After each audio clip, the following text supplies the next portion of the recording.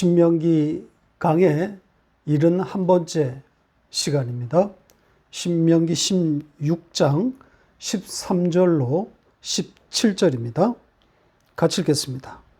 너희 타작마당과 포도주 틀에 소출을 거두어 들인 후에 이레 동안 초막절을 지킬 것이요 절기를 지킬 때에는 너와 내 자녀와 노비와 내 성중에 거주하는 레위인과 객과 고아와 과부가 함께 즐거워하되 내 하나님 여호와께서 택하신 곳에서 너는 이레 동안 내 하나님 여호와 앞에서 절기를 지키고 내 하나님 여호와께서 내 모든 소출과 내 손으로 행한 모든 일에 복 주실 것이니 너는 온전히 즐거워할지니라. 너희 가운데 모든 남자는 1년에 3번 곧 무교절과 칠칠절과 초막절에 내 하나님 여호와께서 택하신 곳에서 여호와를 배웁되 빈손으로 여호와를 배웁지 말고 각 사람이 내 하나님 여호와께서 주신 복을 따라 그 힘대로 드릴지니라. 아멘. 오늘 다룰 내용은 이스라엘의 3대 절기 중 마지막 절기인 초막절입니다. 시기적으로도 마지막 절기입니다. 이스라엘 역으로 7월 15일인데요. 가을입니다. 수확을 마칠 때입니다. 이 절기도 다른 절기와 마찬가지로 여호와 앞에 나오게 되는 거죠. 이스라엘 성인 남자는 1년에 3번 이 세 절기에 나오도록 되어 있습니다. 이때 여기에 이 남자는 모든 이스라엘의 대표라고 봐야 됩니다. 가족의 대표로 나오는 거죠. 그러니까 문자적으로는 남자만 모이는 것이지만 의미상 이스라엘이 모두 하나님 앞에 모였다고 보면 됩니다. 초막절에 대해 우선 명칭에 대한 이야기를 하고 이제 그 다음 내용으로 들어가 살펴보도록 하겠습니다. 초막절은 수장절이라고도 불립니다. 그래서 먼저 수장절 이야기부터 수장절이란 명칭부터 살펴보도록 하겠습니다. 이 수장절이란 명칭은 성경에 딱 2번 등장하는데요. 전부 출애굽기에서만 사용되었습니다. 한 곳을 보고 가죠. 출애굽기 23장 14절로 17절입니다. 같이 읽겠습니다. 너는 매년 3번 내게 절기를 지킬지니라. 너는 무교병의 절기를 지키라. 내가 내게 명령한 대로 아비벌에 정한 때에 이레 동안 무교병을 먹을지니 이는 그 달에 내가 애굽에서 나왔음이라. 빈손으로 내 앞에 나오지 말지니라. 맥추절을 지키라. 이는 내가 수고하여 밭에 뿌린 것의 첫 열매를 거둠이니라. 수장절을 지키라. 이는 내가 수고하여 이루는 것을 연말에 밭에서부터 거두어 저장함이니라. 내 모든 남자는 매년 3번씩 주 여호와께 보일지니라.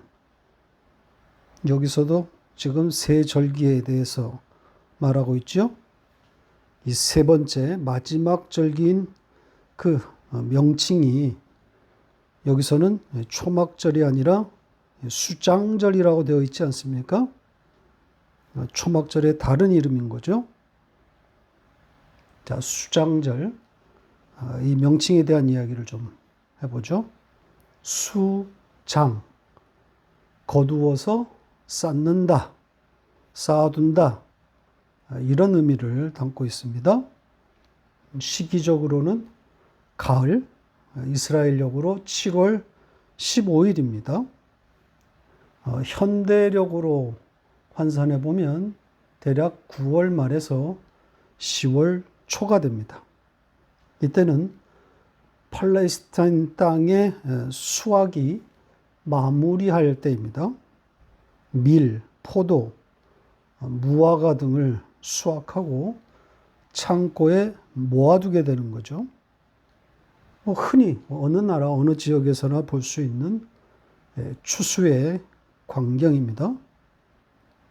한국이라면 단연 추석을 떠올릴 수 있을 겁니다.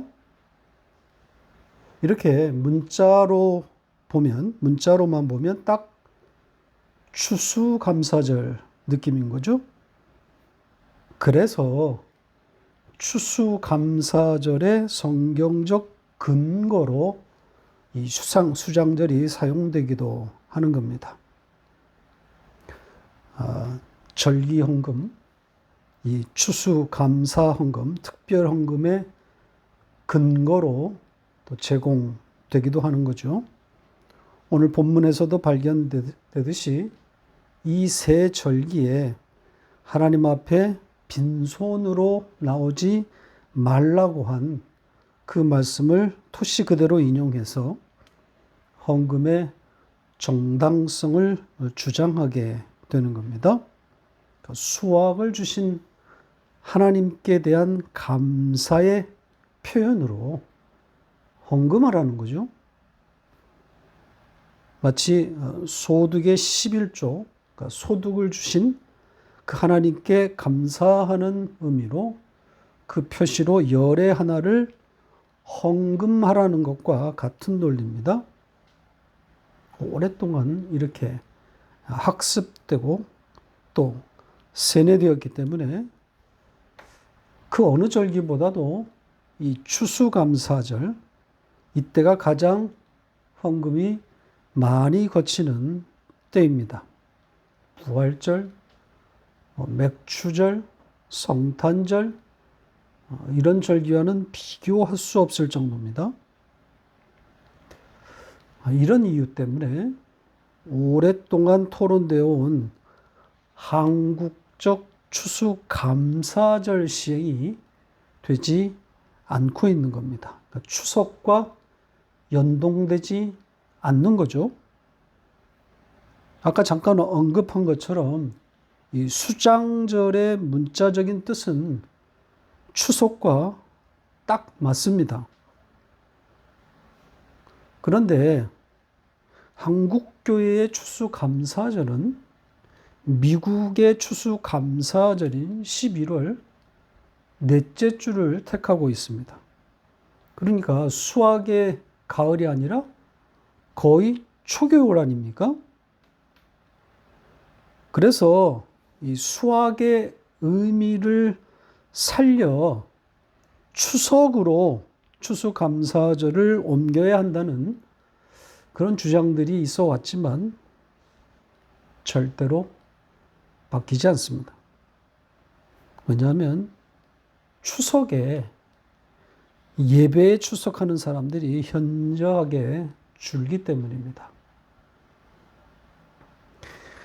모처럼 이 장기 연휴에 고향도 찾고 또 여행도 하고 또 그동안 여러 사정으로 하지 못했던 일들을 이때 많이 하기 때문에 예배 인원이 형편없습니다.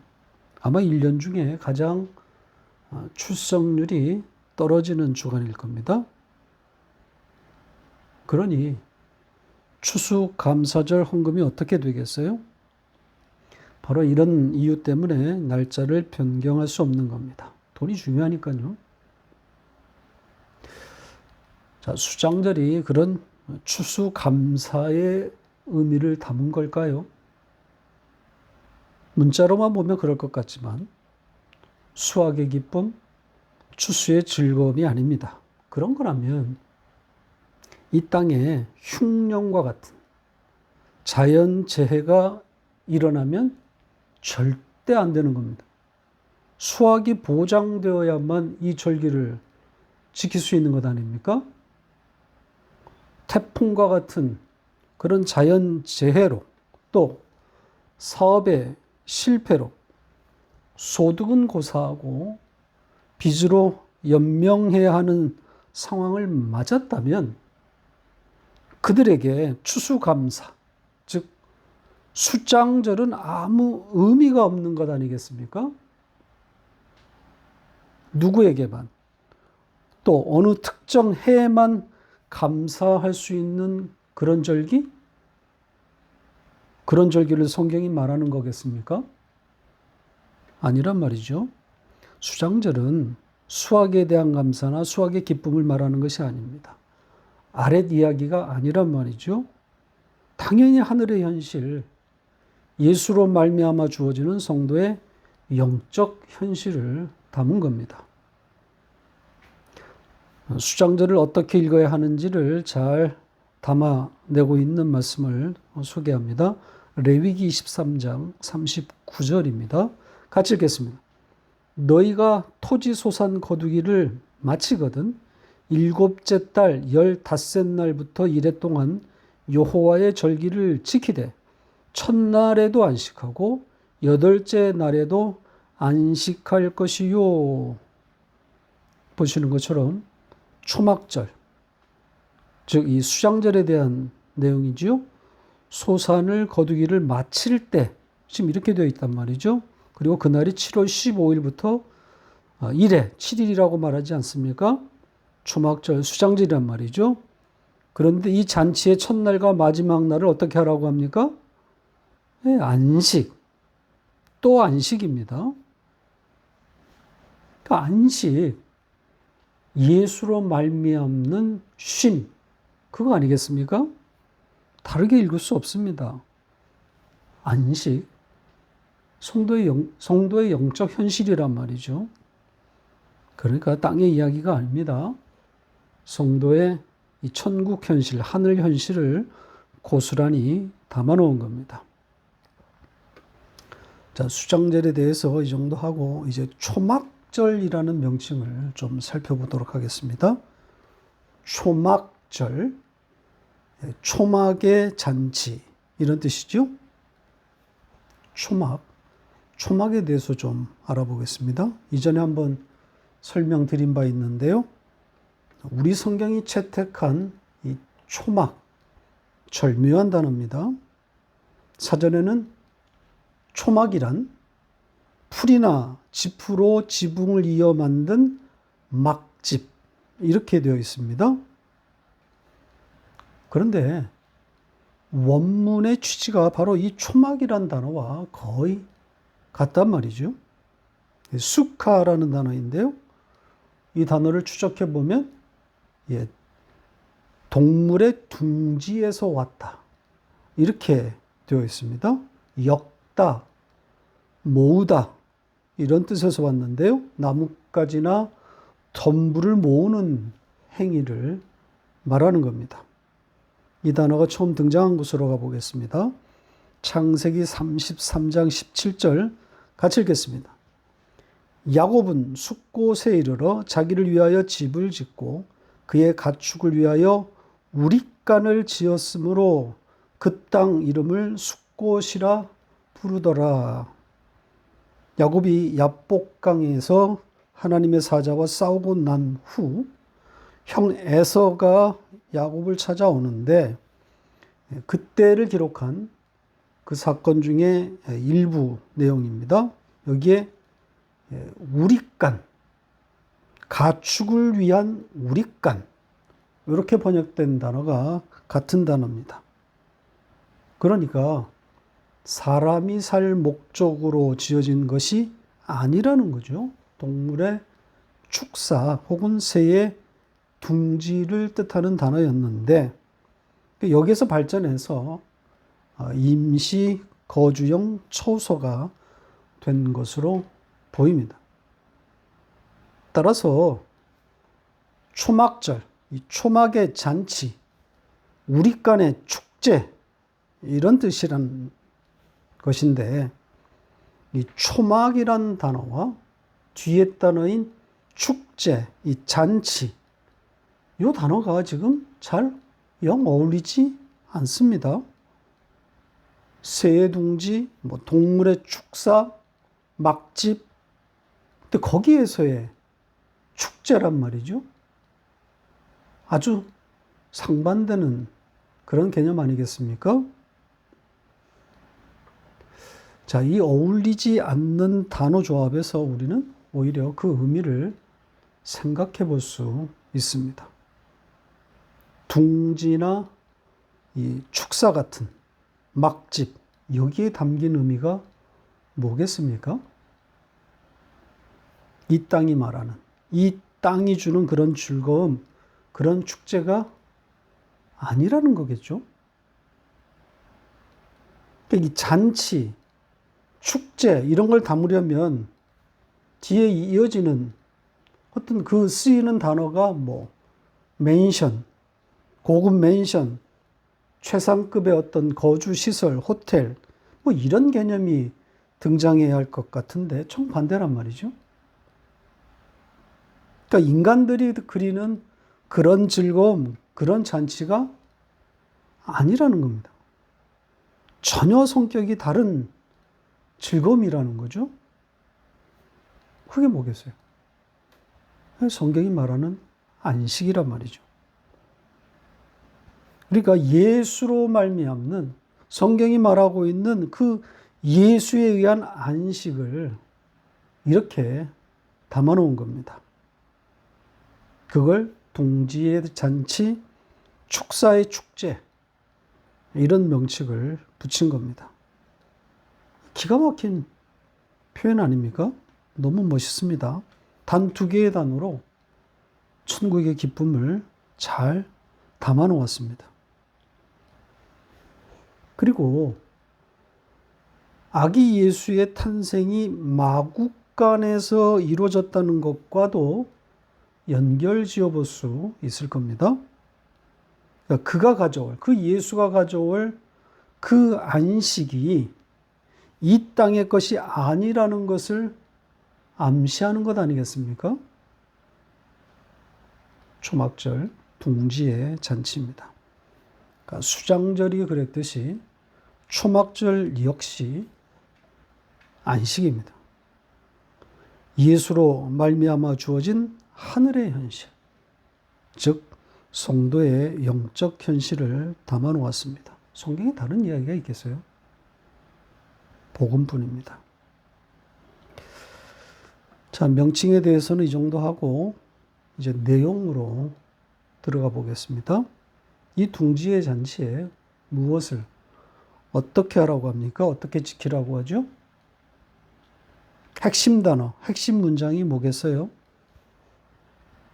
빈손으로 나오지 말라. 이것일까요? 이 문장, 빈손으로 나오지 말라. 이 문장은 강조되어 있지도 않고 또 초막절 내용에 직접 들어가 있는 문장도 아닙니다. 이 빈손으로 나오지 말라는 건 초막절 말고도 세 절기 모두에 적용되어 있단 말이죠. 조금 이따 이 빈손으로 나오지 말라, 이 문장의 의미도 해석해 드리겠습니다.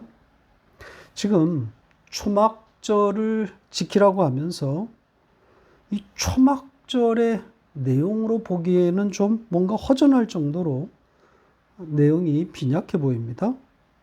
지난주에 다루었던 이 7절과 거의 흡사합니다. 즐거워하라. 즐거워할 것이다. 핵심은 이 문장입니다. 이 동사입니다. 즐거워한다. 반복해서 등장하고 있는데요. 초막절은 즐거워하는 것이다.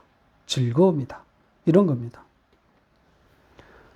그러니까 안정된 집이 아닌 그 집을 떠나 동물의 축사 같은 그런 초라한 천막을 외딴 곳에 지어놓고 그것에서 즐거워하라는 겁니다. 즐거울 요소가 별로 없는 환경인데 그럼 무엇으로 즐거울 수 있다는 거죠? 이렇게 예를 들어보면 어떨까요? 여러분 캠핑을 좋아하시는지 모르겠습니다. 저희 부부도 이 늦바람이 나서 캠핑을 사랑하게 되었는데요. 왜 좋은 거죠? 편안한 집 놔두고 잠자리도 불편하고 해먹기도 불편하고 씻기도 불편한 그런 불편들을 감수하면서 굳이 캠핑을 하는 이유가 뭐겠습니까? 집에서 쉬면 되는데 굳이 집을 떠나서 자연으로 가서 쉬려는 이유가 뭡니까? 아마도 집에서는 얻을 수 없는 뭔가 다른 즐거움이 있기 때문 아니겠습니까? 일상으로부터의 탈출, 하던 것들을 내려놓고 최대한 단순한 상태가 되어보는 것, 이런 것 아닐지 모르겠습니다. 해보니까 확실히 다른 즐거움이 있습니다. 그래서 좀 더 열심히 해볼 작정입니다.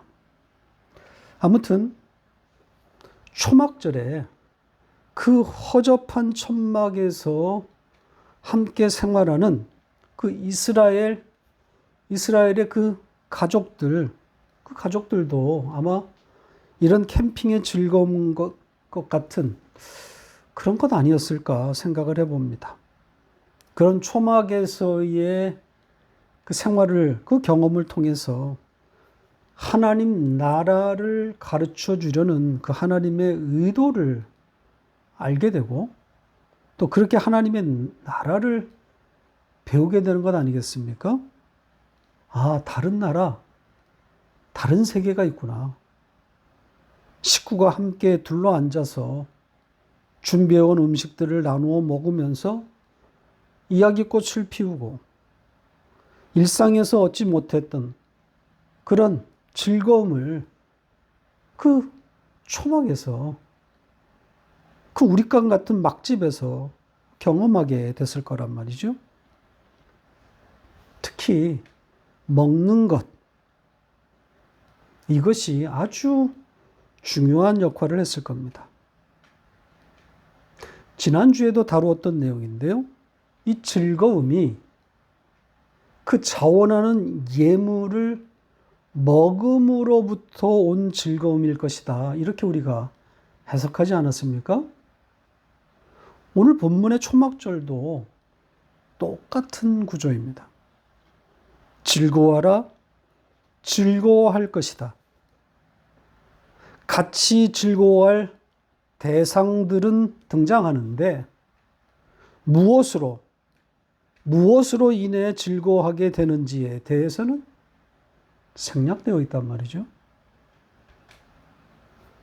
그리고 지난주에 7절과는 달리 아예 예물에 대한 언급도 없습니다. 오늘 초막절의 내용 중에는요. 다만 뒤에 나오는 세 절기 모두를 언급하고 있는 내용 중에 아까 말씀드린 각기 자기의 힘대로 예물을 들고 빈손으로 나오지 말 것이다. 이런 내용이 들어 있습니다. 다시 볼까요? 그렇지요? 빈손으로 나오지 말고 각각 자기 힘대로 예물을 들고 나오라는 내용입니다. 초막절에 이 들고 나오게 되는 예물에 대해서 레위기 23장은 이렇게 말하고 있습니다. 보시죠. 같이 읽겠습니다. 33절로 38절. 여호와께서 모세에게 말씀하여 이르시되 이스라엘 자손에게 말하여 이르라. 일곱째 달 15셋 날은 초막절이니 여호와를 위하여 이레 동안 지킬 것이라. 첫날에는 성회로 모일지니 너희는 아무 노동도 하지 말지며 이레 동안 너희는 여호와께 화제를 드릴 것이요 여덟째 날에도 너희는 성회로 모여서 여호와께 화제를 드릴지니 이는 거룩한 대회라. 너희는 어떤 노동도 하지 말지니라. 이것들은 여호와의 절기라.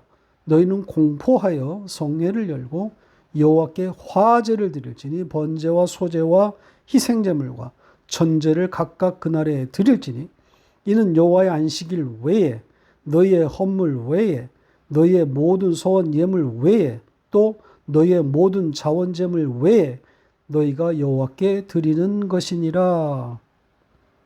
보시는 것처럼 여기서도 이 초막절에 대한 이야기인데요. 전부 초막절에 드리는 제사에 대한 내용뿐입니다. 하나님께 드리는 온갖 제사들을 지금 열거하고 있지 않습니까?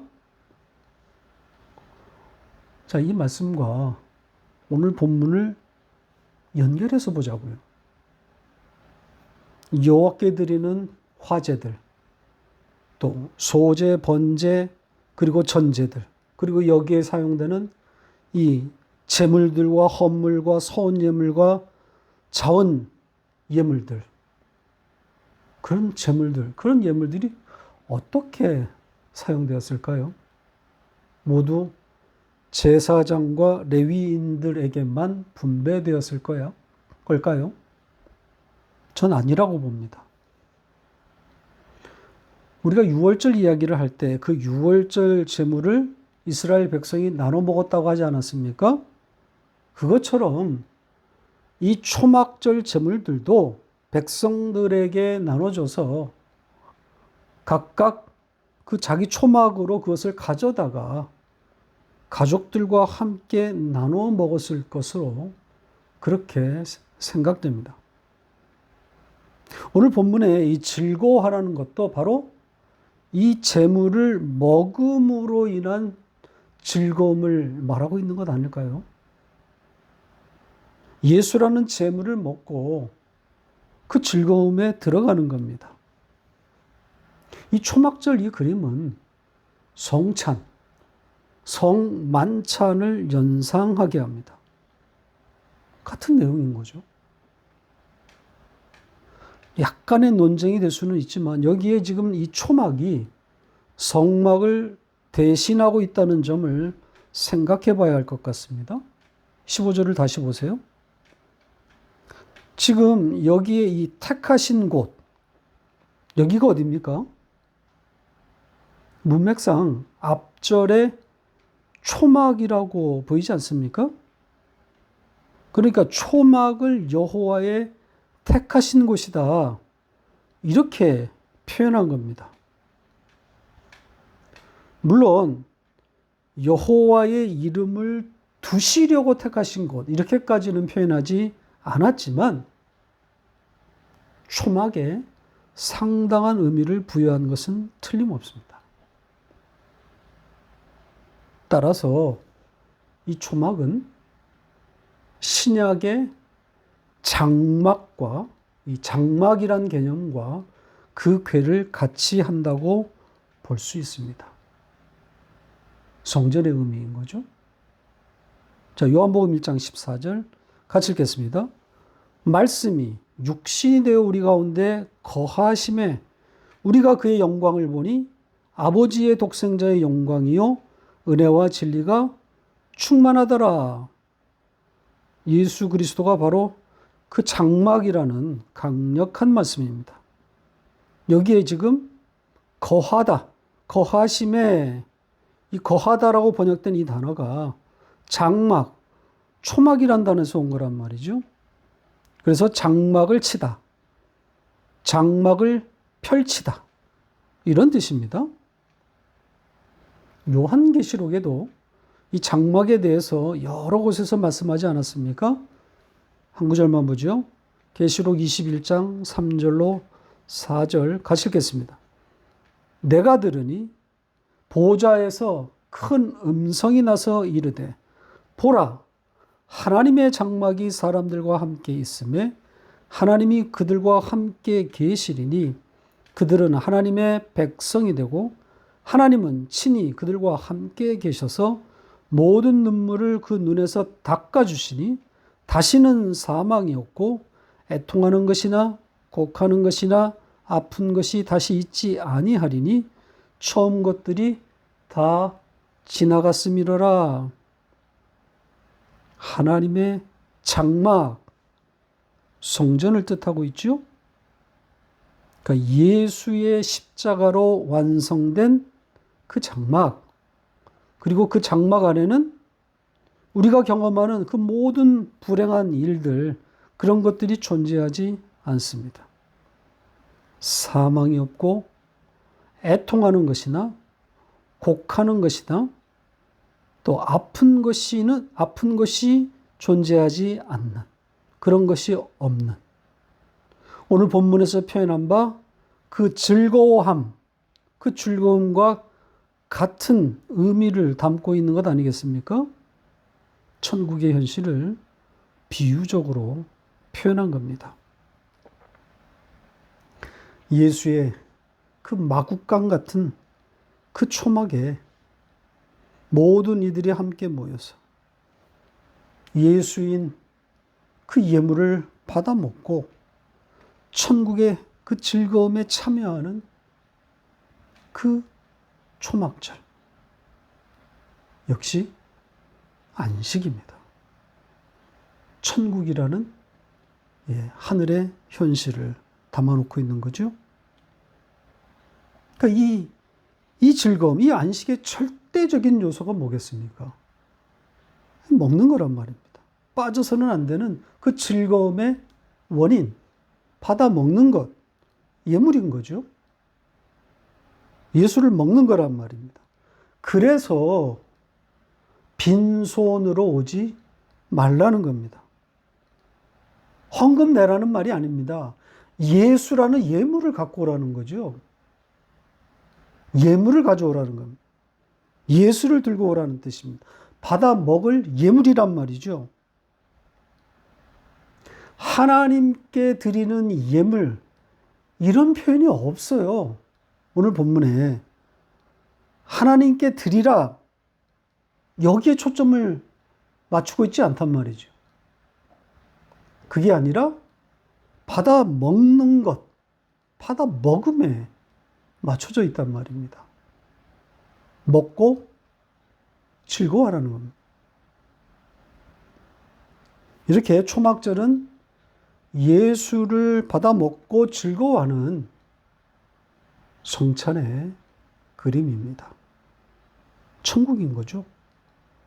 하나님 나라의 현실을 담았습니다.